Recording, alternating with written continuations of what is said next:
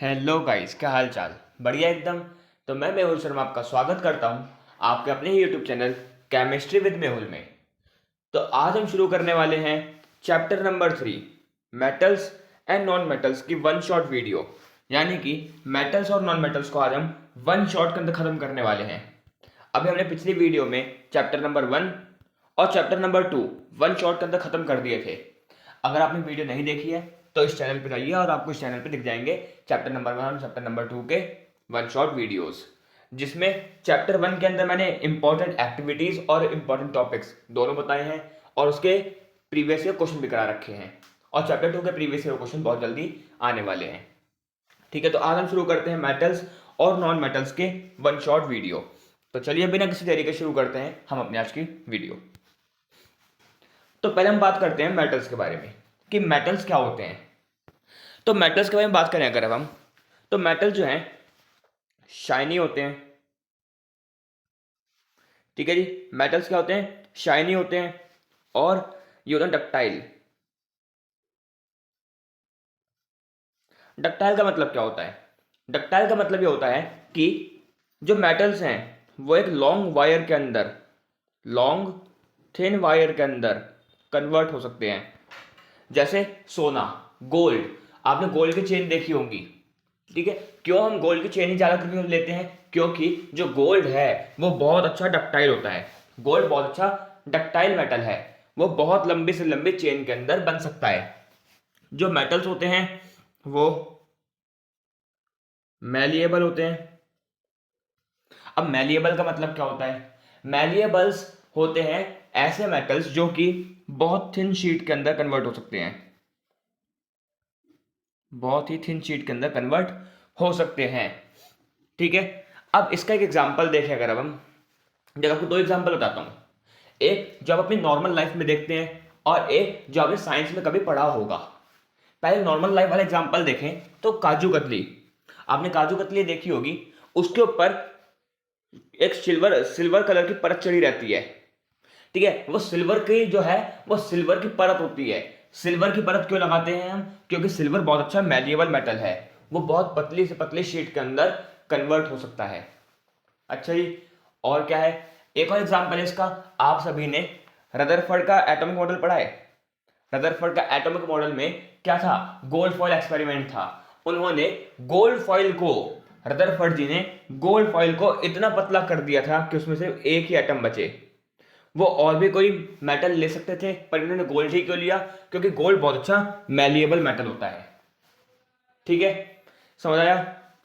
Okay जी, अब बात करते हैं आगे। अगला, जो मेटल्स होते हैं वो शाइनी होते हैं, डक्टाइल होते हैं, मैलिएबल होते हैं, सोनोरस भी होते हैं।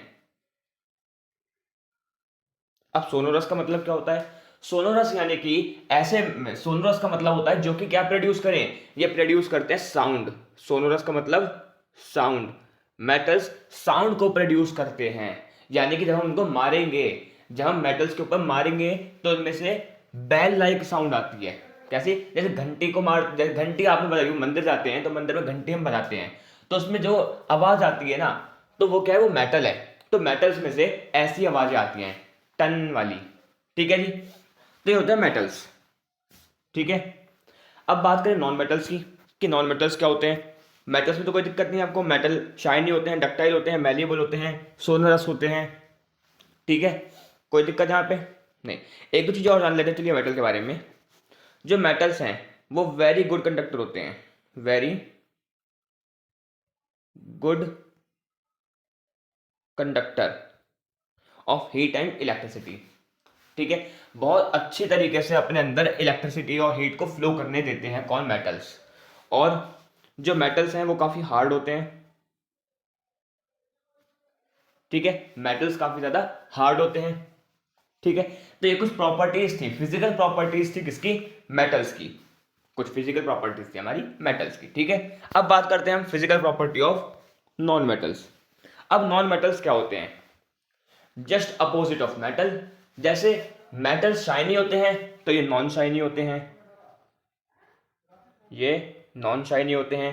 जैसे मेटल्स डक्टाइल होते हैं, ये नॉन डक्टाइल होते हैं। जैसे मेटल्स मैलिएबल होते हैं ये नॉन मैलिएबल होते हैं, जैसे मेटल्स सोनोरस होते हैं ये नॉन सोनोरस होते हैं। ठीक है जी, यहां तक कोई दिक्कत नहीं।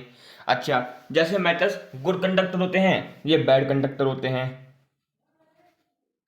एक सेकंड में, बैड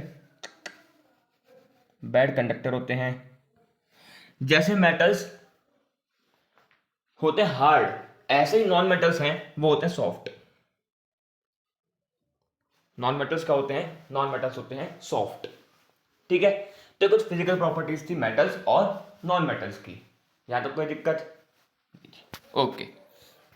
अब यहां पर आपको देखो कोई दिक्कत नहीं होगी, मेटल्स में नॉन मेटल्स में इनमें तो आपको कोई दिक्कत यहां पे नहीं होने वाली है। इसके बारे में तो आप 8वीं क्लास में पढ़ा था, उससे पहले भी आप पढ़ते हुए आ रहे हैं, बचपन से आप पढ़ते हुए आ रहे हैं कि मेटल्स जो है क्या होते हैं, नॉन मेटल्स क्या होते हैं। ठीक है, अब दिक्कत कहां पे आती है? दिक्कत ये आती है क्योंकि हम क्या पढ़ रहे हैं, पहली बात हम पढ़ रहे हैं केमिस्ट्री, और केमिस्ट्री के अंदर जब तक एक्सेप्शन ना आए ना तब तक मजा नहीं आता। तो जो क्वेश्चंस बनेंगे, जो मेटल्स और नॉन मेटल्स के ऊपर क्वेश्चन बनते हैं वो बनते हैं एक्सेप्शनल केसेस के ऊपर। किसके ऊपर बनते हैं? एक्सेप्शनल केसेस के ऊपर बनते हैं। तो ये चीज आपको थोड़ा सा ध्यान से पढ़ना पड़ेगा जो आपको मैं समझाने वाला हूं। ठीक है, तो अब हम बात करने वाले सम एक्सेप्शंस, कुछ एक्सेप्शंस किसकी? मेटल्स और नॉन मेटल्स की। मेटल्स और नॉन मेटल्स की हम कुछ एक्सेप्शनल केसेस पढ़ने वाले हैं। ठीक है, तो पहला एक्सेप्शनल केस पढ़ते हैं हम मरकरी के बारे में। मरकरी, अच्छा जी, मरकरी की बात करें, जो मरकरी है वो क्या है? एक मेटल है। मरकरी एक मेटल है जिसको हम डिनोट करते हैं Hg से। ठीक है जी, मरकरी एक मेटल है, और मेटल्स जो होते हैं सारे के सारे होते हैं हार्ड।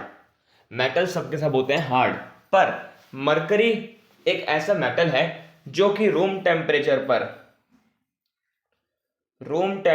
पर कौन सी स्टेट में होता है? लिक्विड स्टेट के अंदर। रूम टेम्परेचर पे जो मरकरी है वो लिक्विड स्टेट के अंदर आ जाता है। ठीक है, अच्छा जी, इसके अलावा भी और कोई मेटल है ऐसे मरकरी के अलावा? बिल्कुल है, जैसे गैलियम होता है, जैसे सीजियम होता है। ये इनके ऐसे ऐसे मेटल हैं जिनका मेल्टिंग पॉइंट, ये ऐसे मेटल्स हैं जिनका मेल्टिंग पॉइंट बहुत लो होता है। इनको अगर हम अपनी पाम के अंदर रखा, यानी कि अपनी हथेली पे रखा, तो भी ये पिघल जाएंगे। ठीक है, मरकरी, गैलियम, सीजियम, ये कुछ ऐसे मेटल्स हैं जिनका मेल्टिंग पॉइंट बहुत लो होता है। जो मरकरी है वो रूम टेम्परेचर पर लिक्विड रहता है, जो गैलियम है, सीजियम है, उनका मेल्टिंग पॉइंट इतना कम होता है कि अगर आपने उनको अपनी हथेली पे रखा तो भी वो मेल्ट कर जाते हैं। ठीक है, तो ये कुछ आपकी एक्सेप्शन थी। ठीक है, एक दो एक्सेप्शन भी और पढ़ते हैं हम। ठीक है, इस एक्सेप्शन में कोई दिक्कत? इसको नोट करिए। कर लिया? ठीक है जी, बढ़ते हैं हम अपने आगे। अब देखिए, अब हम एक्सेप्शन अभी और पढ़ते हैं, जैसे आयोडीन की। अब ये एक्सेप्शन जो पढ़ रहे हैं वो पढ़ रहे हैं आयोडीन के बारे में। अब आयोडीन जो है वो है एक नॉन मेटल। आयोडीन है एक नॉन मेटल्स, और जो नॉन मेटल्स होते हैं वो नॉन लस्ट्रस यानी कि नॉन शाइनी होते हैं। जो नॉन मेटल्स हैं वो क्या होते हैं? नॉन शाइनी होते हैं, यानी कि बोले नॉन लस्ट्रस होते हैं। पर नॉन मेटल में एक एक्सेप्शन आता है, किसका? आयोडीन का। और आयोडीन एक ऐसा नॉन मेटल है जो कि लस्ट्रस होता है। क्या होता है? लस्ट्रस, यानी कि शाइनी होता है। नॉन मेटल होने के बावजूद भी आयोडीन क्या है? शाइनी होता है। ठीक है, तो ये भी एक एक्सेप्शन आ जाती है। ठीक है, समझ आया? नोट करिए। अब देखिए, सबसे बड़ी एक्सेप्शन हमारी पूरी केमिस्ट्री के अंदर वो है कार्बन।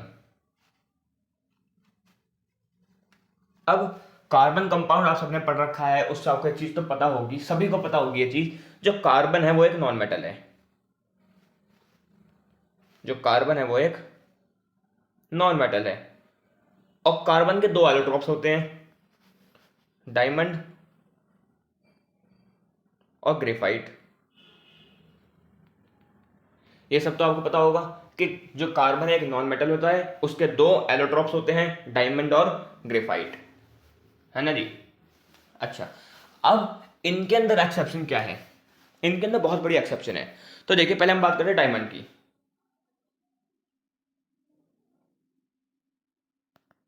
देखिए पहले हम बात करें डायमंड की। तो डायमंड एक नॉन मेटल है, क्योंकि एलोट्रोप है कार्बन का और कार्बन भी एक नॉन मेटल है। ठीक है, एक सेकेंड। हाँ, जो डायमंड है वो एक नॉन मेटल है।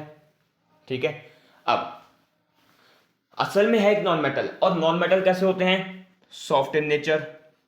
नॉन मेटल्स कैसे होते हैं? सॉफ्ट इन नेचर होते हैं। पर डायमंड, जो डायमंड है वो सबसे ज्यादा, जो डायमंड है वो सबसे ज्यादा हार्डेस्ट नॉन मेटल है। जो डायमंड है वो सबसे ज्यादा हार्डेस्ट नॉन मेटल है। ठीक है जी, असल में है एक नॉन मेटल पर सबसे ज्यादा हार्डेस्ट नॉन मेटल है ये। ठीक है, कोई दिक्कत नहीं। बात करें ग्रेफाइट की। अब ग्रेफाइट कहने को एक नॉन मेटल है, और नॉन मेटल्स क्या होते हैं? Bad conductor of electricity. पर ग्रेफाइट एक ऐसा नॉन मेटल है जो कि वेरी गुड कंडक्टर है। वेरी गुड कंडक्टर है किसका? इलेक्ट्रिसिटी का। असल में है कि ये भी नॉन मेटल, पर क्या है? बहुत अच्छा कंडक्टर है इलेक्ट्रिसिटी का। अपने अंदर बिजली को प्रवाहित कर सकता है बहुत अच्छे तरीके से। और जो डायमंड है वो कहने को नॉन मेटल है, पर असल में सबसे ज्यादा हार्डेस्ट नॉन मेटल है। कौन? डायमंड। ठीक है, कोई दिक्कत? समझ आया? ठीक है जी, चलिए अब हम एक एक्सेप्शन पढ़ते हैं मेटल्स की। अब हम बात करते हैं एल्कलाई मेटल्स की।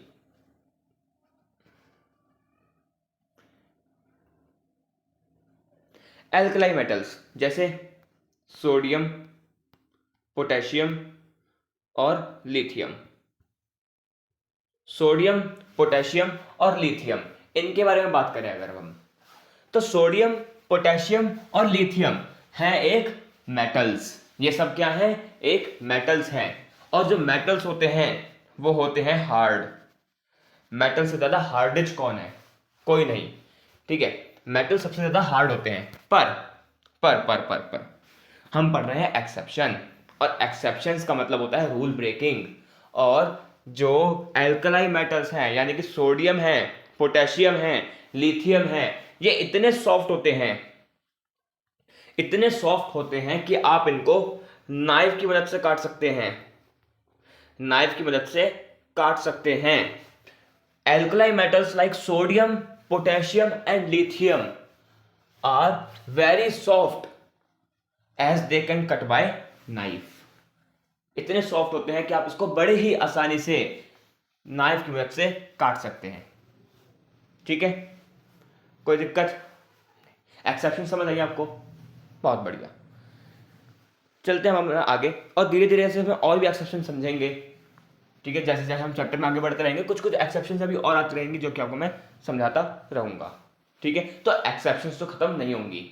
इसका मतलब ये नहीं है कि हमने यहाँ पे 4 एक्सेप्शन पढ़ी है तो पूरे चैप्टर में सिर्फ 4 ही एक्सेप्शंस हैं। नहीं, एक्सेप्शंस काफ़ी सारी हैं। मेटल्स और नॉन मेटल्स में काफ़ी सारी एक्सेप्शंस आ जाती हैं। ठीक है, वो हम चैप्टर्स में आगे डिस्कस करते रहेंगे, बहुत बड़ा चैप्टर है। ठीक है, उसमें हम बहुत सारी एक्सेप्शंस सीखेंगे। ठीक है, तो यहाँ पे आपको ये जो 4 एक्सेप्शन थे आप समझ आई? ओके जी, बहुत बढ़िया। बढ़े आगे। ठीक है, तो अब देखिए, अब हम बात करेंगे केमिकल प्रॉपर्टीज ऑफ मेटल्स। ठीक है, अब हम बात करने वाले हैं मेटल्स की केमिकल प्रॉपर्टीज के बारे में। अभी तक हमने बात करी थी फिजिकल प्रॉपर्टी ऑफ मेटल, कि वो हार्ड होते हैं, लस्ट्रस होते हैं, सोनरस होते हैं, गुड कंडक्टर होते हैं। ठीक है, ये सारी चीजें हमने बात करी थी मेटल्स के अंदर। अब हम बात करने वाले हैं इनकी केमिकल प्रॉपर्टीज के बारे में, कि यानी कि कैसे कैसे केमिकल रिएक्शन से शो करेंगे डिफरेंट डिफरेंट आपके, जब हम इसमें रिएक्टेंट डालेंगे। ठीक है, यानी कि डिफरेंट डिफरेंट रिएक्टेंट के प्रेजेंस में किस तरीके से केमिकल रिएक्शन शो करते हैं मेटल्स, उसके बारे में आज हम पढ़ने वाले हैं। ठीक है, तो हमें देखिए कौन कौन सी केमिकल प्रॉपर्टीज पढ़नी है। हमें पढ़नी है मेटल की रिएक्शन एयर के साथ, यानी कि ऑक्सीजन के साथ। मेटल की रिएक्शन पानी के साथ, बोले तो H2O के साथ। मेटल्स की रिएक्शन एसिड के साथ, कोई भी एसिड हो सकता है।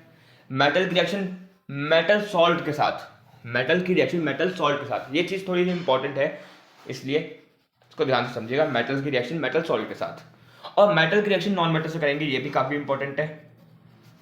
ठीक है, तो चलिए हम ये अपनी जो केमिकल प्रॉपर्टीज है इनको शुरू करते हैं बिना किसी देरी के।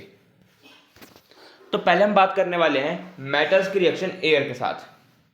मेटल्स की रिएक्शन हम किससे करने वाले हैं? एयर यानी कि ऑक्सीजन के साथ। तो कैसे ये केमिकल रिएक्शन शो करेगा? तो देखिए, जब हमने मेटल की रिएक्शन किससे करा दी? ऑक्सीजन से यानी कि एयर से, तो क्या बनाएगा वो बना देगा मेटल ऑक्साइड। क्या बनाएगा? मेटल ऑक्साइड बनाएगा। ठीक है, एग्जाम्पल की बात करें अगर हम, तो एग्जाम्पल देखिए, जैसे हमने मैग्नीशियम एक मेटल है, मैग्नीशियम की रिएक्शन हमने करा दी ऑक्सीजन से, तो क्या बनाएगा वो? मैग्नीशियम ऑक्साइड बना देगा। ठीक है, ऐसे हमने सोडियम एक मेटल है, एक एल्कलाई मेटल है, सोडियम की रिएक्शन हमने कर दी ऑक्सीजन से, तो क्या बना देगा वो? सोडियम ऑक्साइड बना देगा। तो ये कुछ आपकी रिएक्शंस थी जब हमने मेटल की रिएक्शन कराई है एयर से। खत्म नहीं हुआ है टॉपिक, अभी टॉपिक में काफ़ी चीज़ अभी हमें और पढ़नी है। ठीक है, अभी आप इतना समझिए कि जब हमने मेटल की रिएक्शन ऑक्सीजन से, जब हम मेटल की रिएक्शन एयर से कराएंगे, क्या बनाएगा वो? मेटल ऑक्साइड बनाएगा। ठीक है, कोई दिक्कत? नोट करिए इसको। अब देखिए, अभी हम बात कर रहे हैं मेटल ऑक्साइड्स के बारे में। तो ऐसे कुछ ऐसे मेटल ऑक्साइड्स, एक second, some metal oxide like aluminium oxide. ठीक है, मेटल ऑक्साइड जैसे aluminium oxide show both acidic as well as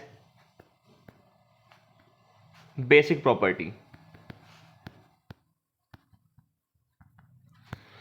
aluminium oxide एक ऐसा ऑक्साइड है जो कि एसिड और बेसिक दोनों प्रॉपर्टी शो करता है, इसलिए हम इसको क्या बोलते हैं?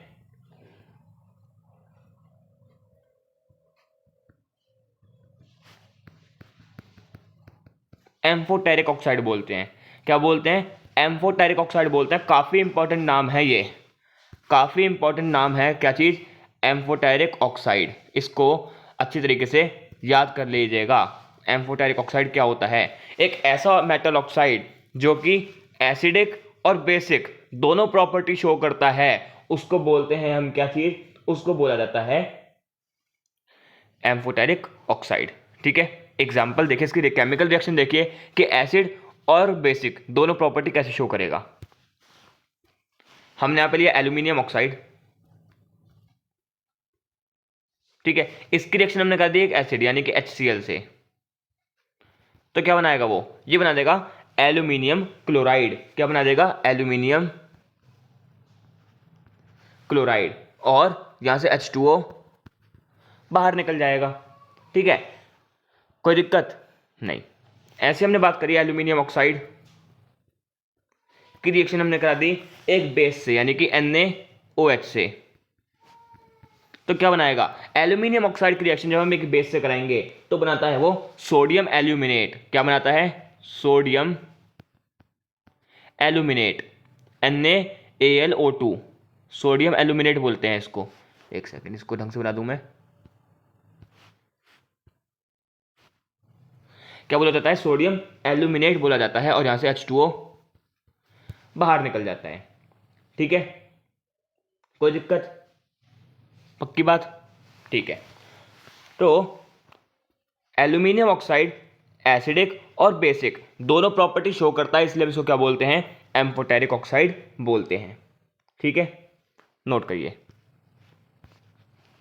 देखिए, एम्फोटेरिक ऑक्साइड यहां पे टॉपिक आ गया है भाई, जो कि बोथ एसिडिक और बेसिक प्रॉपर्टी शो करता है, उसको ही बोलते हैं एम्फोटेरिक ऑक्साइड। एग्जाम्पल हो गया था Al2O3। तो यह तो आपको समझ आ गया। ठीक है जी, बढ़े आगे, बहुत बढ़िया। अब बात करते हैं मेटल की रिएक्शन किससे, वाटर से। हमने मेटल की रिएक्शन करा दी वाटर से, तो क्या बनेगा। उससे पहले एक चीज समझिए, देखिए जैसे हमने बात करी Na की, सोडियम की रिएक्शन हमने कराई ऑक्सीजन से, क्या बनाएगा वो बना देगा Na2O, सोडियम ऑक्साइड। और जब हम कभी भी किसी मेटल ऑक्साइड की रिएक्शन कराएंगे पानी से, तो क्या बनाएगा वो मेटल हाइड्रोक्साइड बना देगा। क्या बना देगा, मेटल हाइड्रोक्साइड बना देगा, यानी कि सोडियम हाइड्रोक्साइड बन जाएगा यहाँ पे। ठीक है, ये कोई दिक्कत नहीं, पक्की बात, ठीक है। पर एक चीज ध्यान रखिएगा, चलिए इस टॉपिक को हम थोड़ा आगे समझते हैं। इस वाले टॉपिक में समझते हैं अब हम सोडियम, पोटेशियम, मैग्नीशियम, कैल्शियम और एल्यूमिनियम के बारे में।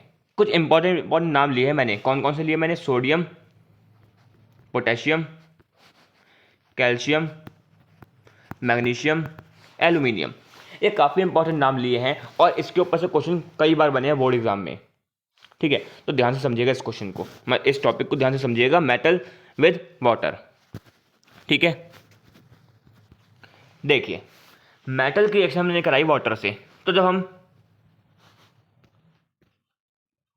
मेटल की रिएक्शन पानी से कराएंगे तो पहले तो वो बनाएगा मेटल ऑक्साइड।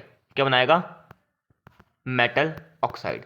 ये क्या बात कर रहे हो भैया, अभी तो आपने बात करी थी कि मेटल हाइड्रोक्साइड बनना चाहिए यहाँ पे।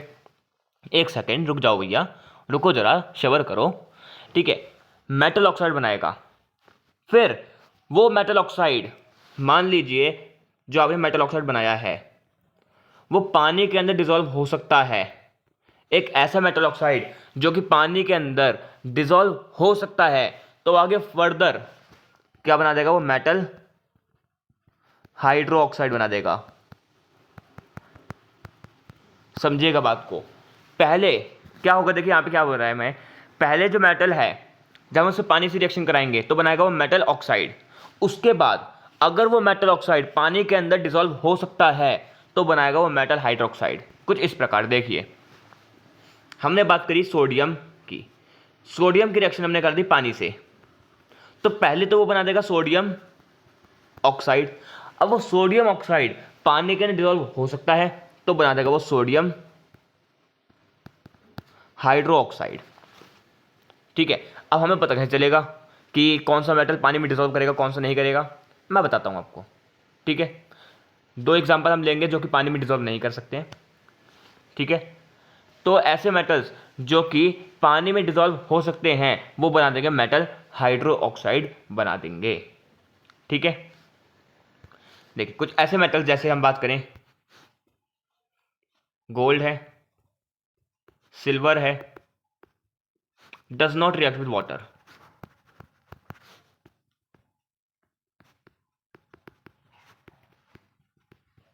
ऐसे मेटल्स हैं जो कि पानी से डिसॉल्व नहीं करते हैं, so they don't form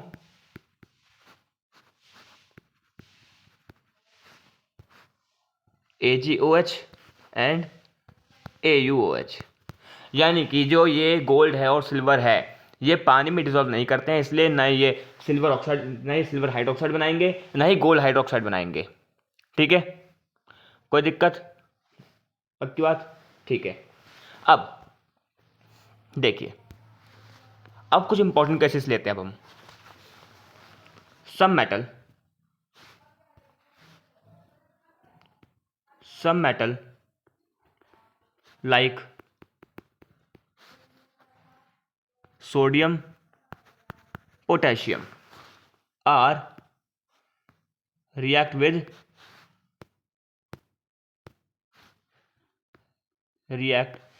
vigorously का मतलब बहुत खतरनाक तरीके से, vigorously with cold water। अब इसमें ध्यान क्या रखना है आपको, दो चीजें, कौन सी दो चीजें, पहली vigorously, दूसरा कोल्ड वाटर, तीन चीजें याद रखनी है, और तीसरा है सोडियम और पोटेशियम। सोडियम पोटेशियम पानी के साथ बहुत ही विगरसली रिएक्ट करते हैं, कौन से पानी के साथ? ठंडे पानी के साथ। ठीक है, इस चीज़ का ध्यान रखना है, खासा ध्यान रखना है इस चीज़ को।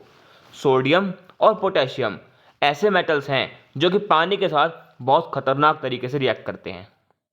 ठीक है, कोई दिक्कत नहीं। That's why sodium potassium are kept in kerosene oil. यही रीज़न है कि हम सोडियम और पोटेशियम को केरोसिन ऑयल के अंदर स्टोर करके रखते हैं। ठीक है, जो सोडियम है और पोटेशियम है वो पानी के साथ बहुत गंदे तरीके से रिएक्ट कर जाता है। इसीलिए इसीलिए हम पोटेशियम और सोडियम को केरोसिन ऑयल के अंदर डिप करके रखते हैं, क्योंकि अगर इसे पानी में डाल दिया तो बहुत ही गंदे तरीके से रिएक्ट करते हैं, क्योंकि बहुत ज़्यादा एनर्जी, बहुत ज़्यादा हीट एनर्जी अपने अंदर से बाहर निकालते हैं ये। ठीक है, कोई दिक्कत नहीं। अच्छा, अब देखिए, हमने सोडियम लिया, सोडियम की रिएक्शन हमने करा दी किससे? पानी से। तो यहाँ से बनेगा पहले सोडियम ऑक्साइड, उसका बनेगा सोडियम हाइड्रोक्साइड। ठीक है, तो हम इसको एक रिएक्शन के अंदर कर देते हैं। सोडियम की रिएक्शन हमने पानी से कराई तो क्या बना देगा? सोडियम हाइड्रोक्साइड बना देगा।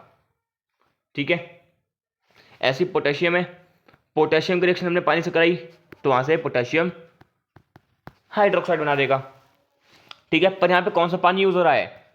कौन सा पानी यूज हो रहा है? मतलब यहाँ पे यूज हो रहा है,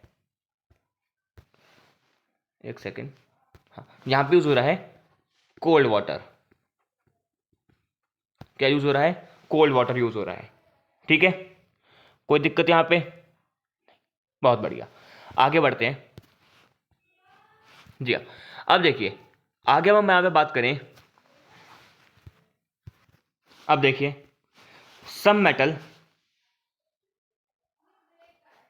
some metal like magnesium does not react with cold water.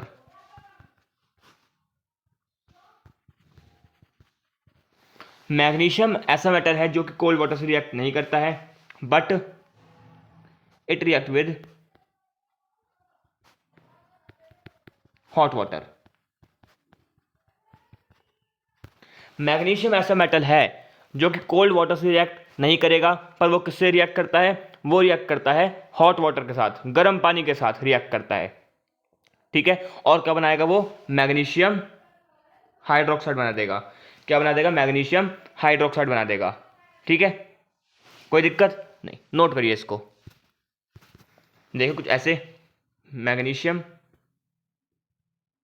की रिएक्शन उन्होंने करी पानी से, क्या बना देगा वो? मैग्नीशियम हाइड्रो ऑक्साइड बना देगा। क्या बना देगा? मैग्नीशियम हाइड्रो ऑक्साइड बना देगा। ठीक है, कोई दिक्कत? पक्की बात? ठीक है जी, बहुत बढ़िया। अब देखिए, कुछ ऐसे मेटल्स भी हैं, some metal like aluminium, iron and zinc does not react with hot and cold water,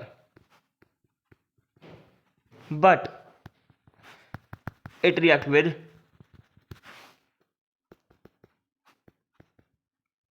steam। Aluminium, iron, zinc ऐसे मेटल हैं जो कि ना तो हॉट वाटर से और ना ही कोल्ड वाटर से रिएक्ट करते हैं, पर वो किससे रिएक्ट कर जाते हैं? वो रिएक्ट कर जाते हैं स्टीम से। किससे रिएक्ट कर जाते हैं? स्टीम से रिएक्ट कर जाते हैं। कौन से? एल्यूमिनियम, आयरन और जिंक। ठीक है, कोई दिक्कत नहीं, बहुत बढ़िया। इसकी रिएक्शन देखिए एक बार। अब जैसे हम बात करें एल्यूमिनियम की, एल्यूमिनियम की रिएक्शन हमने करा दी पानी से, तो क्या बना देगा वो, एल्यूमिनियम ऑक्साइड बना देगा। ठीक है, ऐसी आयरन है, आयरन की रिएक्शन मैंने करा दी पानी से, तो वो बना देगा आयरन ऑक्साइड। ठीक है, तो ये आपके कुछ एग्जाम्पल्स हैं किसके, ये आपके एग्जाम्पल्स हैं मेटल्स के रिएक्शन किससे करा रहे हैं हम, पानी से। तो एक बार दोबारा देखिए, यहाँ पे हमने कंक्लूजन क्या निकला, यहाँ पे सोडियम है, पोटेशियम है, ये ऐसे मेटल हैं जो कि कोल्ड वाटर से रिएक्ट करेंगे। मैग्नीशियम है, ये ऐसा मेटल है जो कि हॉट वाटर से रिएक्ट करेगा। वहीं पे एल्यूमिनियम है, जिंक है, आयरन है, ये रिएक्ट करेंगे स्टीम से। ठीक है, तो इस चीज़ को नोट कर लीजिए, ये काफ़ी इंपॉर्टेंट है, ये चीज़ काफ़ी इंपॉर्टेंट है, इसके ऊपर बोर्ड में कई बार क्वेश्चन बना है। ठीक है, कोई दिक्कत, पक्की बात, ओके जी। तो देखिए, metal with cold water, metal with cold water कौन सा, सोडियम और potassium. Metal with hot water कौन सा है, मैग्नीशियम। और मेटल विद स्टीम कौन सा है, वो है आपका एल्यूमिनियम, जिंक, आयरन। ठीक है,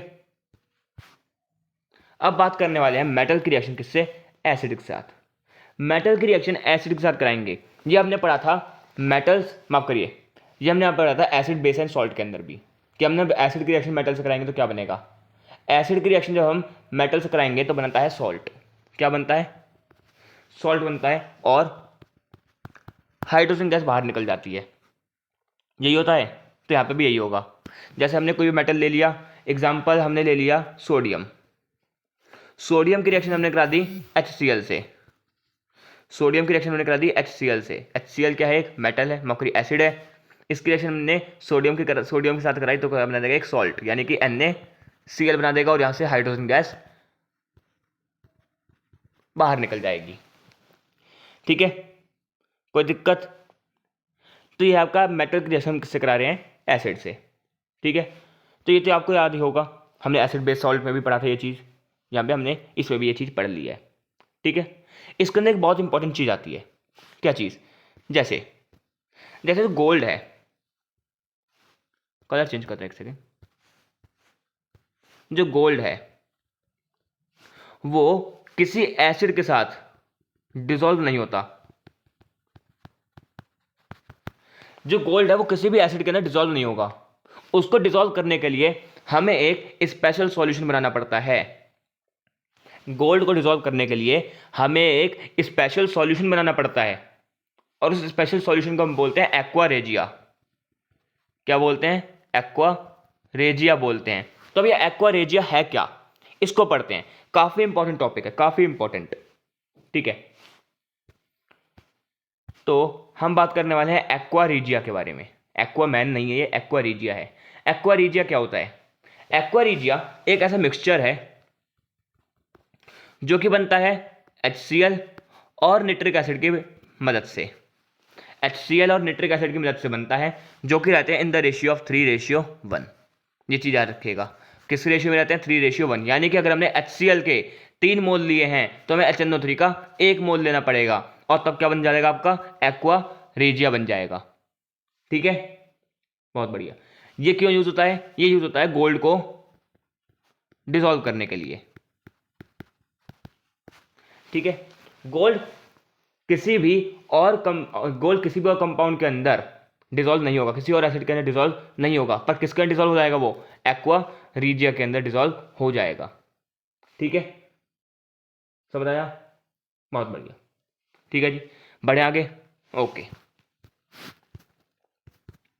तो अब देखिए, अब हम बात करने वाले हैं metal with other metal salt, और एक काफी इंपॉर्टेंट टॉपिक है। मेटल की रिएक्शन हमने दूसरे मेटल सॉल्ट के साथ करा दी तो क्या बनेगा, तो देखिए, मेटल सॉल्ट्स का मतलब जैसे हम बात करें कॉपर सल्फेट होता है। ठीक है, तो इस टाइप का हम बात करें मेटल सॉल्ट्स के बारे में। ठीक है, तो अब देखिए, हमने बात करी, मान लीजिए कि हमने ले लिया एक आयरन मेटल, हमने एक मेटल ले लिया आयरन, उसकी रिएक्शन हमने करा दी कॉपर सल्फेट से, तो क्या बनेगा, बनेगा या नहीं बनेगा, ये चीजें हम बात करने वाले हैं इस टॉपिक के अंदर। ठीक है, तो ये कैसे पता चलेगा हमें, ये हमें पता चलता है by the help of a series. By the help of a series. ये सीरीज और पैरेलल कॉम्बिनेशन वाली नहीं है, ये सीरीज का मतलब है एक टेबल के कारण, हमें पता चलता है एक टेबल के कारण, और उस टेबल का नाम है रिएक्टिविटी सीरीज। क्या नाम है? रिएक्टिविटी सीरीज है। ठीक है, तो अब ये रिएक्टिविटी सीरीज क्या है, तो देखिए ये है आपकी रिएक्टिविटी सीरीज। अब देखिए रिएक्टिविटी सीरीज के अंदर कौन कौन से एलिमेंट्स हैं। Potassium, sodium, calcium, magnesium, aluminium, zinc, iron, tin, lead, copper, mercury, silver और गोल्ड। ठीक है, इसको याद कैसे करेंगे, बताया था आपको मैंने। कहो ना कल मंगल जंगल फिरा, कहो ना कल मंगल जंगल फिरा, संग फिर भी, संग फिर भी, यहां पे हाइड्रोजन भी आएगा बीच में, हमको मरकरी सिल्वर गोल्ड दिया। क्या है? कहो ना कल मंगल जंगल फिरा, संग फिर भी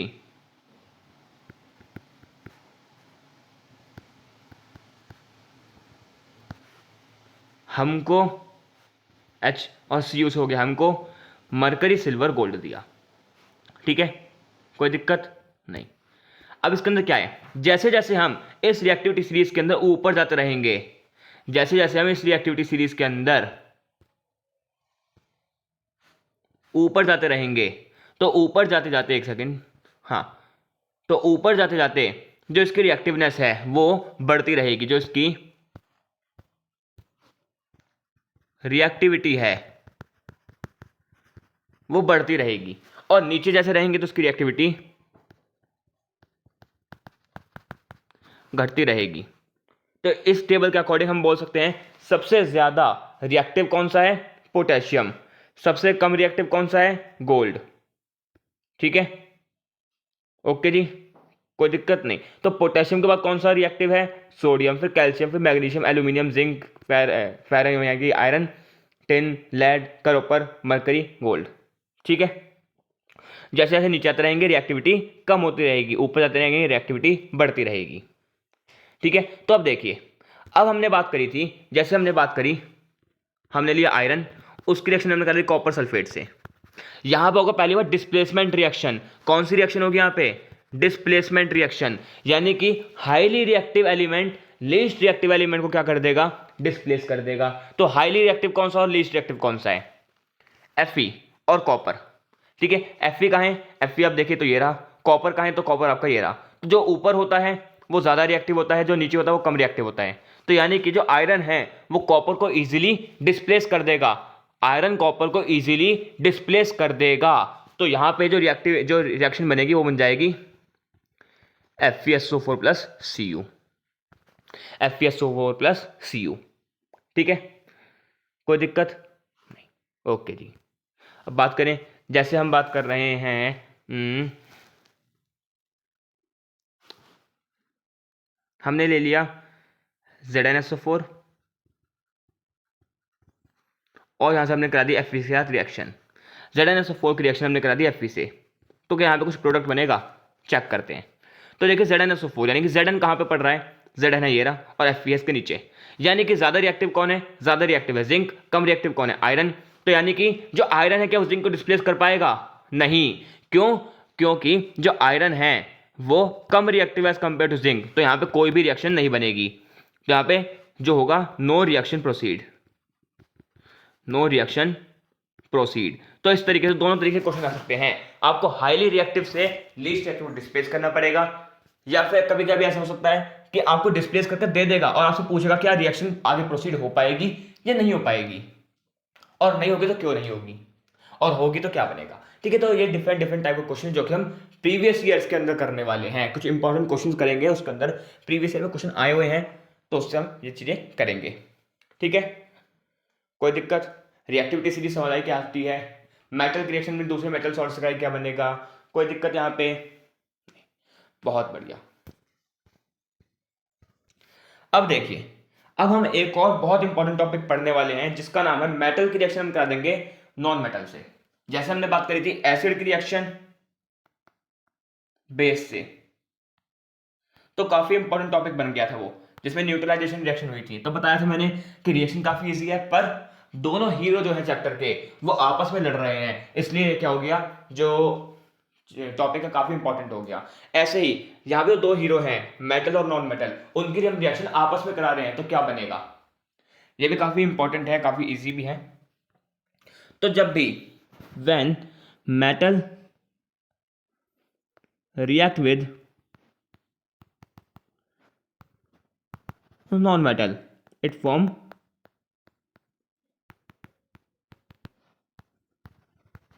आयोनिक कंपाउंड। क्या बनाएगा, आयोनिक कंपाउंड बना देगा। कैसे बनाएगा, देखिए समझिएगा इस बात को, काफी इंपॉर्टेंट टॉपिक है ये वाला। मेटल की रिएक्शन नॉन मेटल से कराएंगे तो क्या बनाएगा, आयोनिक कंपाउंड। कैसे बनाएगा, देखिए जैसे हमने बात करी एक सोडियम की, सोडियम एक मेटल है, उसकी रिएक्शन में करा दी क्लोरीन से, क्लोरीन एक नॉन मेटल है। सोडियम आता है 11वें नंबर पे, यानी कि उसके वैलेंस इलेक्ट्रॉन, वैलेंस शेल में कितने इलेक्ट्रॉन, एक इलेक्ट्रॉन। क्लोरीन आता है 17वें नंबर पे, इसके वैलेंस शेल में कितने इलेक्ट्रॉन, 7 इलेक्ट्रॉन। तो यहाँ पे इसका एक इलेक्ट्रॉन ये रहा, और इसके जो 7 इलेक्ट्रॉन हैं वो ये रहे, 1 2 3 4 5 6 और एक 7। तो यहाँ पे क्या होगा, यहाँ पे देखिए जो सोडियम है उसको अपना वैलेंस इलेक्ट्रॉन पूरा करना है, क्योंकि इसके पास एक इलेक्ट्रॉन है। तो अब ये 7 इलेक्ट्रॉन ले तो नहीं सकता, अपना एक इलेक्ट्रॉन दे देगा। तो इसने अपना एक इलेक्ट्रॉन रिलीज किया। जो क्लोरीन है वो 7 इलेक्ट्रॉन दे नहीं सकता, पर एक इलेक्ट्रॉन ले लेगा, तो उसने एक इलेक्ट्रॉन गेन कर लिया। तो ये इस तरीके से यहां पे क्या आ जाएगा, यहां पे एक सोडियम का इलेक्ट्रॉन आ जाएंगे, जिससे जो क्लोरीन है उसका ऑक्टेट पूरा हो गया, और यहां पे सोडियम का ऑक्टेट पूरा हो गया। ठीक है, तो यही क्या बना देगा, यहां पे क्या होगा, देखिए अब जो सोडियम था उसने अपना एक इलेक्ट्रॉन दे दिया, और देने वाला होता है वो बड़ा होता है, उसके ऊपर आ जाएगा पॉजिटिव चार्ज। तो सोडियम ने अपना एक इलेक्ट्रॉन दिया, क्लोरीन ने अपना एक इलेक्ट्रॉन ले लिया, क्लोरीन ने एक इलेक्ट्रॉन ले लिया, और लेने वाला छोटा होता है, तो उसके पास आ गया एक नेगेटिव चार्ज। तो यहाँ पे क्या बन गया, पॉजिटिव और नेगेटिव चार्ज बन गए। और यही क्या है, इलेक्ट्रॉन्स के शेयरिंग की मदद से बने हैं, इलेक्ट्रॉन की शेयरिंग की मदद से बने हैं। तो ये क्या बन गए, ये बन जाते हैं आयोनिक कंपाउंड। क्या बन जाते हैं, आयोनिक कंपाउंड, क्योंकि इसके बाद पॉजिटिव और नेगेटिव आयंस आ चुके हैं, कैटायन और एनायन आ चुके हैं, इसलिए क्या बन जाता है, ये बन जाता है आयोनिक कंपाउंड। क्या बन जाता है, आयोनिक कंपाउंड। ठीक है, कोई दिक्कत, बहुत बढ़िया। ठीक है, इसमें टॉपिक क्या आता है, इसमें आता है एक topic Lewis dot structure. Lewis dot structure क्या होता है, देखिए इजी है। जैसे हमने सोडियम की बात करी, सोडियम के पास एक इलेक्ट्रॉन है, और मैग्नीशियम है, मैग्नीशियम के पास, माफ करिए, क्लोरीन है, क्लोरीन के पास 7 इलेक्ट्रॉन है। तो 1 2 3 4 5 6 और एक 7 इलेक्ट्रॉन्स के ये रहे। तो क्या करेगा, क्लोरीन अपना एक इलेक्ट्रॉन ले लेगा, और यहाँ पे बन जाएगा इसका ऑक्टेट पूरा, इसके ऊपर आ जाएगा पॉजिटिव चार्ज, इसके ऊपर आ जाएगा नेगेटिव चार्ज, और यही होता है लुईस डॉट स्ट्रक्चर। ठीक है, कोई दिक्कत नहीं, पक्की बात, बहुत बढ़िया। ओके, लुईस डॉट स्ट्रक्चर की बात करें तो एक और काफी इंपॉर्टेंट लुईस डॉट स्ट्रक्चर है, जाता है मैग्नीशियम क्लोराइड का, MgCl2 का, काफी इंपॉर्टेंट है MgCl2, काफी इंपॉर्टेंट है। तो हम देखें कितने क्लोरीन है, 2, कितने मैग्नीशियम है, 1। तो मैग्नीशियम आता है 12 नंबर पे, वैलेंस इलेक्ट्रॉन 2, क्लोरीन आता है 17 नंबर पे, वैलेंस इलेक्ट्रॉन 1, माफ 7। तो अपने 6 इलेक्ट्रॉन ले तो नहीं सकता, पर 2 इलेक्ट्रॉन दे देगा। ये 7 इलेक्ट्रॉन दे नहीं सकता, पर 1 इलेक्ट्रॉन ले लेगा। तो अभी क्या बनेगा, Mg 1 और 2, ठीक है, क्लोरीन एक इलेक्ट्रॉन से ये रहा, 1 2 3 4 5 6। तो इसने क्या किया, एक इलेक्ट्रॉन तो इससे ले लिया, इसने तो अपना ऑक्टेट पूरा कर लिया, पर अभी भी यहाँ पे एक इलेक्ट्रॉन बचता है, किसका, मैग्नीशियम का। वो कहाँ जाएगा, ध्यान से देखिए, क्लोरीन कितने हैं, 2, तो यहाँ पे एक और क्लोरीन आएगा पिक्चर के अंदर, और वो एक इलेक्ट्रॉन यहाँ पे रखेगा, 1 2 3 4 5 6, और यहाँ पे इससे अपना बॉन्ड बना लेगा। और यह है Lewis dot structure of MgCl2। ठीक है, कोई दिक्कत? पक्की बात? ओके जी, ठीक है, बहुत बढ़िया। और क्या बना रहा है ये बना रहे हैं आयोनिक कंपाउंड। क्या बना रहे हैं? आयोनिक कंपाउंड बना रहे हैं, ठीक है, ओके जी। तो बात करें हम आयनिक कंपाउंड की, तो आयनिक कंपाउंड क्या होता है? आयनिक कंपाउंड की बात करें, द कंपाउंड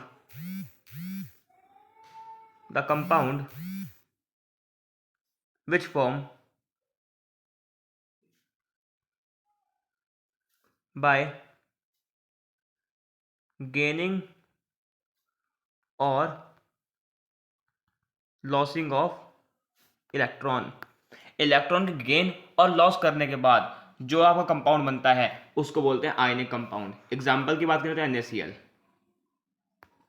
ठीक है, कोई दिक्कत नहीं, बहुत बढ़िया। बात करें अब हम physical properties of ionic compound. ये काफी इंपॉर्टेंट टॉपिक है, इसलिए मैं बताया था ये पूरा टॉपिक जो है काफी इंपॉर्टेंट है। उसमें एक और इंपॉर्टेंट टॉपिक आता है प्रॉपर्टीज ऑफ आयनिक कंपाउंड। अब प्रॉपर्टीज में हम देखें क्या क्या पढ़ने वाले हैं। प्रॉपर्टीज में हम बात करेंगे फिजिकल नेचर, पहचान कैसे सकते हैं कि आयनिक कंपाउंड है या नहीं है। मेल्टिंग और बॉइलिंग पॉइंट कैसा होता है आयनिक कंपाउंड का, सॉल्युबिलिटी कैसी होती है और कंडक्टिविटी कैसी होती है, ठीक है। उससे पहले एक चीज समझिए, जो आयनिक कंपाउंड होते हैं इनके बीच में जो बॉन्ड होता है वो काफी स्ट्रांग होता है, काफी स्ट्रांग बॉन्ड होता है। क्यों? क्योंकि आयंस के बीच में बन रहा है, आयंस के बीच में बॉन्ड बन रहा है। और पॉजिटिव और नेगेटिव चार्ज क्या करते हैं आपस में? अट्रैक्ट करते हैं। और जब अट्रैक्शन बढ़ जाएगी, जब फोर्स ऑफ अट्रैक्शन बढ़ जाएगी तो इससे क्या होगा, जो बॉन्ड है वो काफी ज्यादा स्ट्रांग बन जाएगा, ठीक है। तो यहां पे पूछें कि इनका बॉन्ड कैसा होता है आयनिक कंपाउंड का, यानी कि हम बात करें, मान लीजिए आपसे कहे कि which of these have strong bond, covalent और आयनिक, तो आपको बिना देखे टिक कर देना है आयनिक पे। नहीं, देख के करना, बिना देखे में कोवैलेंट टिक हो जाएगा। देख के करना आयनिक कंपाउंड, बस बिना सोचे किस पे टिक कर दीजिएगा? आयनिक कंपाउंड पे। पूछेगा क्यों? क्योंकि जो आयनिक कंपाउंड है वो बनता है आयंस के बीच में। किसके बीच में बनता है? आयंस के बीच में, वो भी पॉजिटिव और नेगेटिव आयंस के बीच में। तो जो पॉजिटिव और नेगेटिव चार्जेस होते हैं वो आपस में अट्रैक्ट कर जाते हैं, इसलिए इनके बीच का बॉन्ड है काफी स्ट्रांग होता है, ठीक है, कोई दिक्कत नहीं, ओके जी। अब बात करते हैं फिजिकल प्रॉपर्टीज में। तो पहली फिजिकल प्रॉपर्टी हम पढ़ने वाले हैं फिजिकल नेचर। इसको हम पहचानेंगे कैसे, हम आयनिक कंपाउंड है या नहीं इसको पहचानेंगे कैसे? तो कोई भी आयनिक कंपाउंड होता है,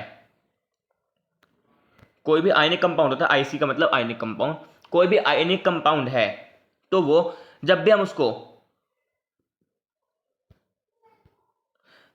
उसको एक्वस सॉल्यूशन में डालेंगे, किस में डालेंगे? एक्वस सॉल्यूशन में, तो वो पॉजिटिव और नेगेटिव आयंस में ब्रेक डाउन हो जाएगा।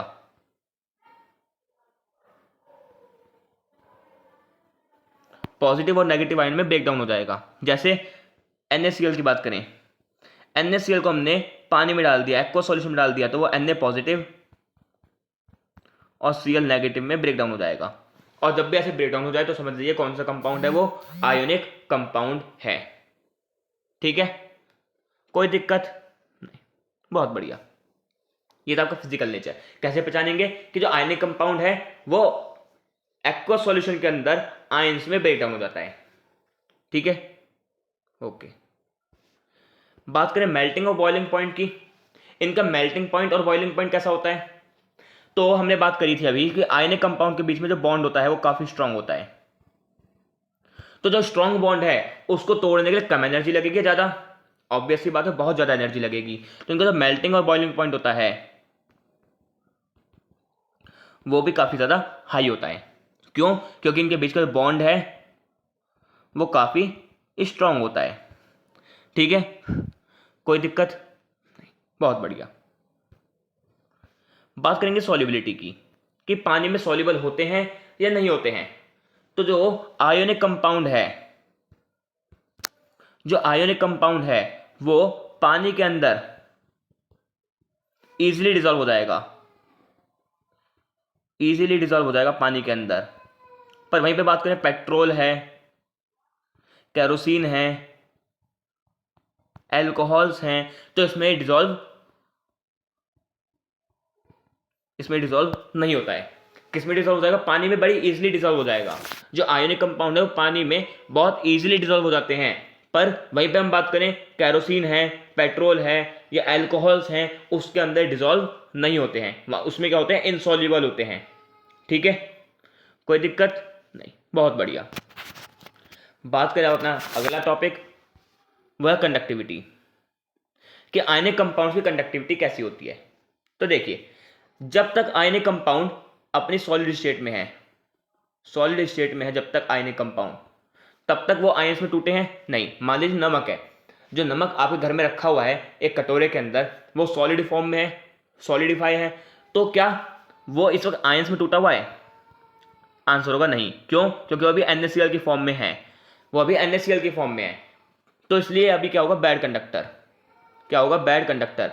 यानी कि अगर आप इसके अंदर बिजली पास कर देंगे तो आपको करंट नहीं लगेगा।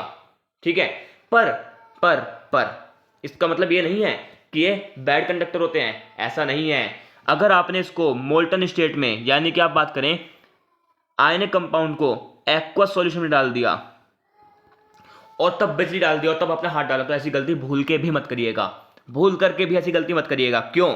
क्योंकि एक्वस सॉल्यूशन के अंदर जो आयनिक कंपाउंड्स हैं वो पॉजिटिव चार्जेस और नेगेटिव चार्ज में डिसॉल्व हो जाते हैं, और पानी को सिर्फ आयंस की जरूरत होती है इलेक्ट्रिसिटी को फ्लो कराने के लिए। और यहां पे पॉजिटिव आयन और नेगेटिव आयन दोनों प्रेजेंट हो गए हैं पानी के अंदर। और जैसे ही आपने इसके अंदर बिजली डाली तो आपको जो झटका लगेगा उसका वर्णन नहीं कर सकते हैं। ठीक है, तो ये एक्वा सॉल्यूशन के अंदर बहुत गुड कंडक्टर बन जाते हैं, very good conductor of electricity.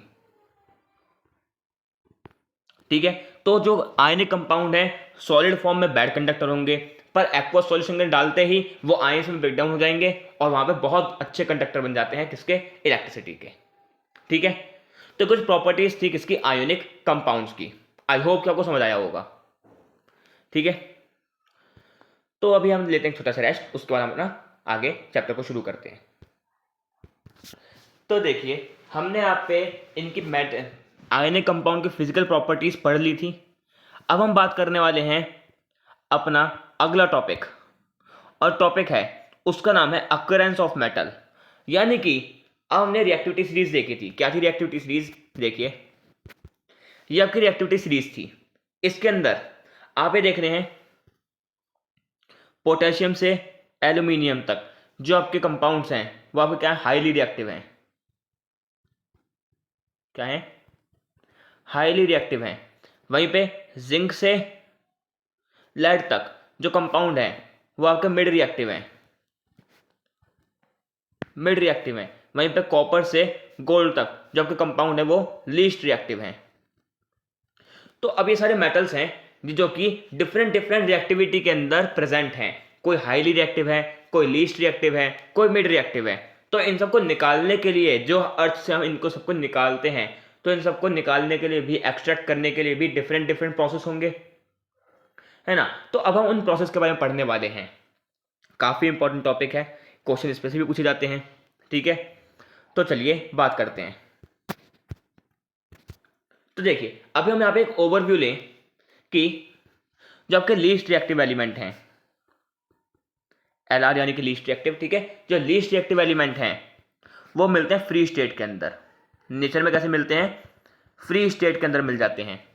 ठीक है, ये कभी कभी सल्फाइड ओर की फॉर्म में बाहर निकलते हैं,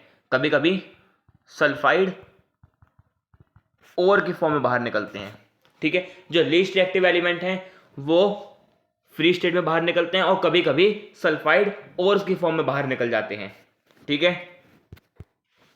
देखिए, जो लीस्ट रिएक्टिव एलिमेंट हैं वो फ्री स्टेट में बाहर निकलते हैं। फ्री स्टेट में बाहर निकल रहे एलिमेंट्स का नाम, जैसे गोल्ड है, सिल्वर है, ये सब क्या है? लीस्ट रिएक्टिव एलिमेंट हैं जो कि फ्री स्टेट में बाहर निकलते हैं। पर कुछ लीस्ट रिएक्टिव एलिमेंट है जैसे मरकरी, जैसे कॉपर, ये सब ऐसे लीस्ट रिएक्टिव एलिमेंट है जो कि सल्फाइड ओर की फॉर्म में बाहर निकलते हैं। ठीक है, तो इनको एक्सट्रैक्ट करने के लिए हमें हीट करना पड़ता है इनको ऑक्सीजन से। देखिए कैसे, हमने बात करी मरकरी के ऑक्साइड की, मरकरी का ऑक्साइड HGS, HGS का नाम होता है सिनेबार, नाम याद कर लीजिएगा, क्या नाम है, सिनेबार। ठीक है, सिनेमा नहीं है, सिनेमा नहीं है इसका नाम, सिनेबार है इसका नाम, सिनेबार। ठीक है, तो जो सिनेबार है इसकी रिएक्शन, हमने HGS लिया, HGS को हमने हीट कर दिया ऑक्सीजन से, HGS को हीट कर दिया हमने ऑक्सीजन से, तो क्या बन जाएगा, यहां से मरकरिक ऑक्साइड बन जाएगा। क्या बन जाएगा, मरकरिक ऑक्साइड, और यहां पे सल्फर डाइऑक्साइड गैस बाहर निकल जाएगी। अब जब मरकरी ऑक्साइड है, इसको हम लेंगे, इसको दोबारा हम ऑक्सीजन से रिएक्ट कराएंगे, तो यहां से मरकरी बाहर निकल जाएगा और यहां से ऑक्सीजन गैस बाहर निकल जाएगी, और यहां पर आपको मिल गया आपका प्योर मरकरी। और इस तरीके से जो सल्फाइड ओर्स वाले कंपाउंड्स हैं उसको हम इस तरीके से एक्सट्रैक्ट करते हैं। ठीक है, HGS यानी कि सिनेबार, सिनेबार की रिएक्शन हमने ऑक्सीजन से कराई तो पहले बनेगा मरकरी ऑक्साइड, उसका मरकरी ऑक्साइड की रिएक्शन हमने कराई दोबारा ऑक्सीजन से, तो क्या बन जाएगा, मरकरी मिल जाएगा और ऑक्सीजन गैस बाहर निकल जाएगी। ऐसा ही सेम प्रोसेस है आपका किसका, सेम टू सेम प्रोसेस होएगा आपका कॉपर सल्फाइड का, CuS का, ये भी एक और है, इसकी रिएक्शन हमने करा दी ऑक्सीजन से, क्या बना देगा वो, कॉपर ऑक्साइड बना देगा, सल्फर डाइऑक्साइड गैस बाहर निकल जाएगी। फिर कॉपर ऑक्साइड लिया, इसकी रिएक्शन ने ऑक्सीजन से कराई, तो क्या बन जाएगा, यहाँ पे कॉपर बाहर निकल जाएगा और यहाँ से ऑक्सीजन गैस बाहर निकल जाएगी। तो आपका प्रोसेस था किसका, extraction of least reactive elements का, extraction of least reactive elements का। आई होप कि आपको समझ आया होगा। अब देखिए, जो आपके मिडल रिएक्टिव एलिमेंट होते हैं, मिड रिएक्टिव एलिमेंट होते हैं, जैसे जिंक था, ठीक है, एक सेकेंड, जैसे जिंक था, आयरन था, टिन था, लेड था, ये सब आपका एलिमेंट है, ये क्या है, मिडल रिएक्टिव एलिमेंट है। तो इन सब की जो रिएक्शन है, इन सब को हम बाहर निकालेंगे, तो कैसे बाहर निकालेंगे, पहली बात, जो मिडल रिएक्टिव एलिमेंट होते हैं वो या तो सल्फाइड ओर की फॉर्म में बाहर निकलेंगे, या तो कार्बोनेट ओर की फॉर्म में बाहर निकलेंगे, और या तो ऑक्साइड ओर की फॉर्म में बाहर निकलेंगे। अब ये तीन तरीके के आपके एलिमेंट्स हैं जो कि बाहर निकलते हैं। तो अब इन तीनों को बाहर निकालने के लिए अलग अलग प्रोसेस होते हैं, बिल्कुल होंगे। तो यहाँ पे जो मिडल रिएक्टिव एलिमेंट हैं वो दो तरीके से बाहर निकलते हैं, इनको एक्सट्रैक्ट करने के लिए दो मेथड यूज होते हैं, एक है रोस्टिंग, एक है कैल्सिनेशन। ठीक है, दो प्रोसेस यूज होते हैं, एक है रोस्टिंग और एक है कैल्सिनेशन। ठीक है, तो रोस्टिंग और कैल्सिनेशन में क्या अंतर है, देखिए रोस्टिंग की बात करें, अच्छा जब हम कभी किसी बंदे को रोस्ट करते हैं, ठीक है, रोस्ट में पकाना नहीं, मतलब रोस्ट मतलब हंसी मजाक जब करते हैं, उसका जब मजाक उड़ाते हैं, तो क्या हम उससे नॉर्मल जोक मारते हैं उसके ऊपर, या थोड़े अच्छे जोक मारते हैं, अच्छे जोक मारते हैं ना। तो ऐसे ही जब हम रोस्टिंग की बात करते हैं, तो जब हम इसको हीट करेंगे तो उसको हम अच्छे टेम्परेचर पे यानी कि हाई टेम्परेचर पे हीट करेंगे। ठीक है, और रोस्टिंग के अंदर हम सल्फाइड ओर को, सल्फाइड ओर को ऑक्साइड ओर में चेंज कर देते हैं, सल्फाइड ओर को किस में चेंज कर देते हैं, ऑक्साइड ओर के अंदर। ठीक है, जैसे रोस्टिंग में हम क्या कर रहे हैं, हीट कर रहे हैं अच्छी तरीके से, जैसे हमने बात करी जिंक सल्फाइड की, जिंक सल्फाइड था, इसकी रिएक्शन हमने कर दी ऑक्सीजन से, इसको कर दिया हीट, तो क्या बन जाएगा, यहां से जिंक ऑक्साइड बन जाएगा और यहां से सल्फर डाइऑक्साइड गैस बाहर निकल जाएगी। तो ये आपका प्रोसेस किसका, रोस्टिंग का,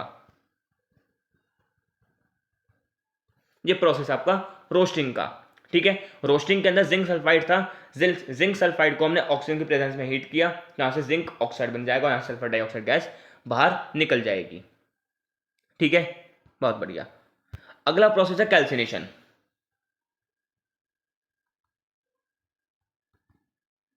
अब बात करें कैल्सिनेशन क्या होता है, तो कैल्सिनेशन आपका एक प्रोसेस है जिसके अंदर आप कार्बोनेट ओर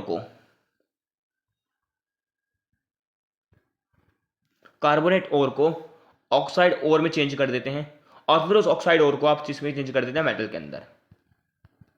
कैसे, देखिए हमने लिया zinc carbonate, CO3, zinc carbonate लिया, इसको हमने हीट किया तो यहाँ से बन जाएगा जिंक ऑक्साइड और यहाँ से कार्बन डाइऑक्साइड गैस बाहर निकल जाएगी। फिर जिंक ऑक्साइड आएगा पिक्चर के अंदर, जिंक ऑक्साइड को हम हीट करेंगे, ठीक है।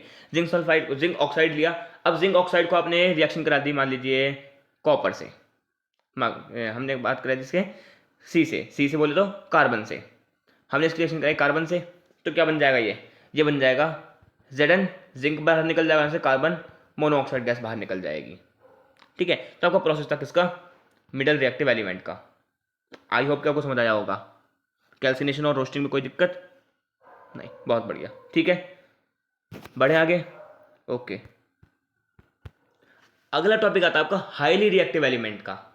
अब जो हाईली रिएक्टिव एलिमेंट्स होते हैं, जो टॉप पे होते हैं रिएक्टिविटी सीरीज के, ऐसे एलिमेंट जो कि रिएक्टिविटी सीरीज के टॉप पर होते हैं, तो अब ऐसे एलिमेंट जो होते हैं इनको बाहर निकालने के लिए एक अलग प्रोसेस होता है जिसको हम बोलते हैं इलेक्ट्रो रिफाइनिंग।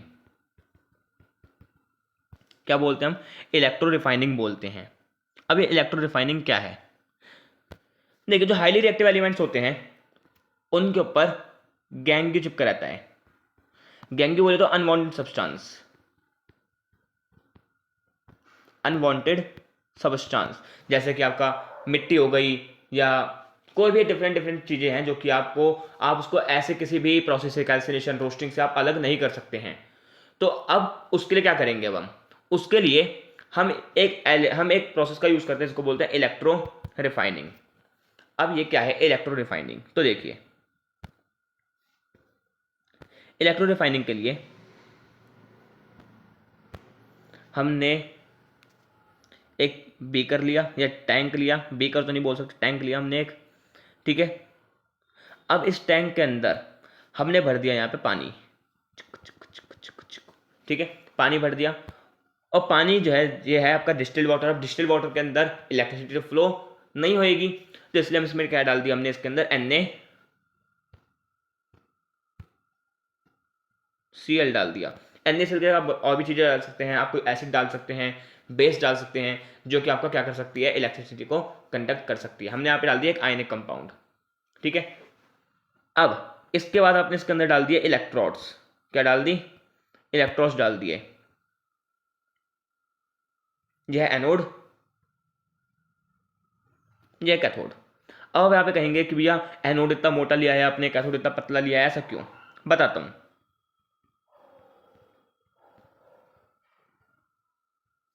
ठीक है, ये लिया, इसका NaCl है, आपने एनोड लिया और कैथोड लिया। अब जो एनोड है, जो इलेक्ट्रो रिफाइनिंग का प्रोसेस है, उसके अंदर याद रखिएगा ये चीज जिंदगी भर काम आएगी, मतलब 10th में तो काम आएगी। जो एनोड है वो होता है इम्प्योर मेटल, इम्प्योर मेटल यानी कि जिसको आपको प्योर करना है। और कॉपर में जाके क्या चिपकता है, कॉपर में जाके चिपक जाता है प्योर मेटल, कॉपर में जाके चिपक जाता है प्योर मेटल। एग्जांपल, जैसे कि आपने ले लिया पोटेशियम, ठीक है। अब पोटेशियम जो है वो अपने बाहर निकाला, उसके ऊपर चिपका हुआ है गैंग्यू, क्या चिपका हुआ है, गैंग्यू चिपका हुआ है। अब वो गैंग्यू को, जो गैंग्यू वाला मेटल है उसको आप रखेंगे एनोड की तरफ, यानी कि यहाँ पे, ठीक है। और अब जो आपको पोटेशियम है, आपको पोटेशियम चाहिए आपको प्योर फॉर्म में, आप उसको रखेंगे कैथोड में, ठीक है। तो यहाँ से इसमें आके चिपक जाएगा, कैसे चिपकेगा वो प्रोसेस बताते हैं आपको। अब देखिए जैसे आप इसका इलेक्ट्रिसिटी पास कराएंगे, तो जो पोटेशियम के जो एलिमेंट्स हैं, जो पोटेशियम के मौके इलेक्ट्रॉन्स हैं, जो पोटेशियम के इलेक्ट्रॉन्स हैं वो ट्रांसफर करना शुरू होंगे anode to cathode, anode to cathode, इस तरीके से, और इसके अंदर आके यहाँ पे चिपक जाएंगे, इस तरीके से यहाँ पे चिपकते रहेंगे, चिपकते रहेंगे, चिपकते रहेंगे, ठीक है। और जो कुछ जो गैंग्यू था, जो कि मिट्टी थी, वो नीचे यहाँ पे आके डिजोल्व हो जाएगी, जो मिट्टी है वो यहाँ पे नीचे आके ऐसे डिजोल्व हो जाएगी, और ये क्या बनती है, इसको बोलते हैं हम एनोड मड, क्या बोलते हैं, एनोड मड बोला जाता है, ठीक है। क्या हुआ यहाँ पे देखिए, पोटेशियम आपका यहाँ पे एनोड की तरफ था, जैसे इलेक्ट्रिसिटी पास कराएंगे तो जो पोटेशियम के इलेक्ट्रॉन्स हैं वो शिफ्ट करना शुरू कर देंगे एनोड टू कैथोड, और यहाँ पे आके चिपकने लग जाएंगे, और नीचे यहाँ पे मिट्टी इकट्ठा हो जाएगी जिसको हम बोलते हैं एनोड मड, ठीक है। तो कुछ समय बाद क्या होगा, कुछ समय बाद ऐसा होगा ना कि जो इलेक्ट्रॉन्स है पोटेशियम के वो ट्रांसफर होते रहेंगे होते रहेंगे होते रहेंगे और यहाँ पे मिट्टी जमा होती रहेगी। तो एक पॉइंट ऐसा आएगा कि जो एनोड है वो आपका पतला हो जाएगा और कैथोड है वो आपका मोटा हो जाएगा, कुछ इस तरीके से। कुछ समय बाद जो आपका बीकर है, जो आपका टैंक था, वो तो सेम रहेगा।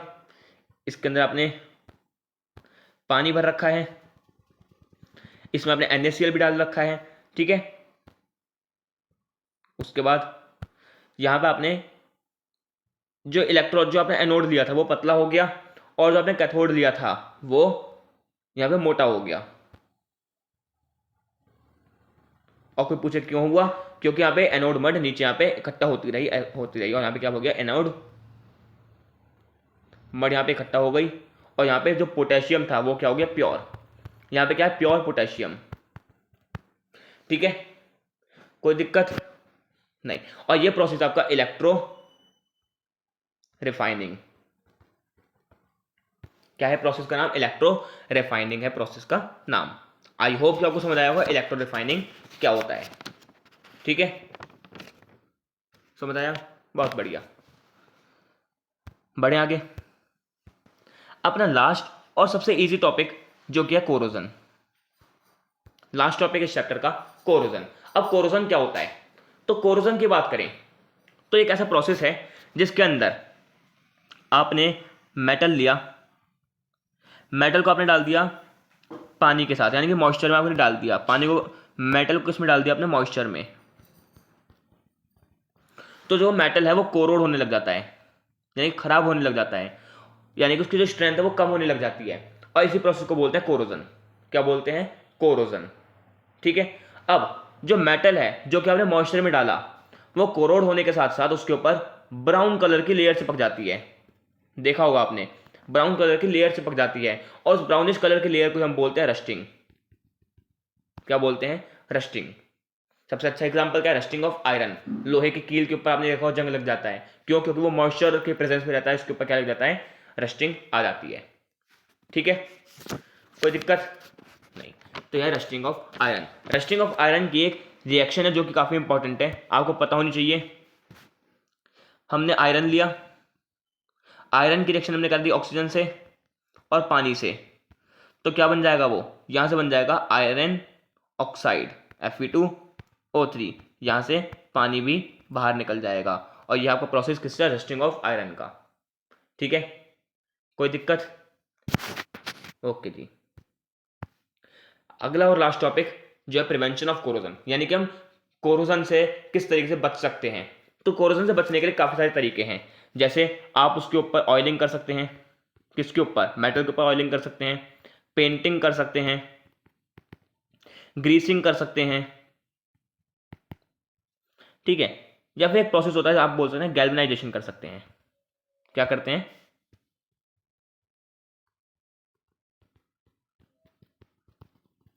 गैल्वेनाइजेशन करते हैं।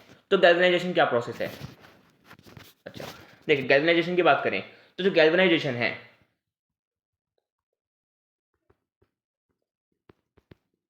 वो एक ऐसा प्रोसेस है जिसके अंदर हम आयरन के ऊपर या किसी मेटल के ऊपर जिंक की कोटिंग कर देते हैं और जैसे ही उसमें जिंक की कोटिंग हो जाएगी तो क्या हो जाएगा, जो आपका आयरन है वो प्रोटेक्ट हो जाएगा, किससे, कोरोजन से। इस प्रोसेस को बोलते हैं गैल्वेनाइजेशन। और ये आपका टॉपिक था प्रिवेंशन ऑफ कोरोजन, जो कि आपका यहाँ पे खत्म हो चुका है। आई होप कि आपको समझ आया होगा कोरोजन, प्रिवेंशन ऑफ कोरोजन और ये पूरा चैप्टर अच्छे तरीके से। हमने ये 1 घंटे के आसपास कुछ हमने वीडियो बनाई है जिसके अंदर पूरा चैप्टर नंबर 3 आपको समझा दिया है। आई होप कि आपको समझ आया होगा। कोई दिक्कत, कोई डाउट हो तो आप कमेंट बॉक्स में जरूर लिखिएगा, जिससे मैं आपको उसका सॉल्यूशन भी बता सकूँ, ठीक है। तो मिलते हैं आपको अगली वीडियो में जिसमें हम चैप्टर नंबर 2, चैप्टर नंबर 3 इनके हम प्रीवियस क्वेश्चन लेके आएंगे। तब तक के लिए अगर आपको वीडियो अच्छी लगी तो वीडियो को लाइक करिएगा, चैनल पर नए हैं चैनल को सब्सक्राइब करिएगा, और अगर आपको लग रहा है कि जो मैं वीडियो बना रहा हूँ वो फायदेमंद है आपके लिए तो अपने दोस्तों को भी शेयर करिए, जिससे वो भी अपने बोर्ड एग्जाम की तैयारी अच्छी तरीके से कर सके, क्योंकि अब टाइम इतना बचा नहीं है कि अब आप जो है एनसीईआरटी पढ़ें। इसलिए आपको यहाँ पे या तो समरी मिल जाए चैप्टर की कहीं से, या तो आप प्रीवियस ईयर क्वेश्चंस करने लग जाइए। प्रीवियस ईयर क्वेश्चन तब करेंगे जब आप चैप्टर के बारे में जानते होंगे। तो इसलिए मैं आपके लिए क्या ला रहा हूँ, मैं वन शॉट वीडियो ला रहा हूँ जिससे आपको पूरा चैप्टर अच्छी तरीके से समझ में आ जाएगा, ठीक है। तो आई होप कि आपको चैप्टर समझ आया होगा। मिलता है आपको अगली वीडियो में, तब तक के लिए गुड बाय।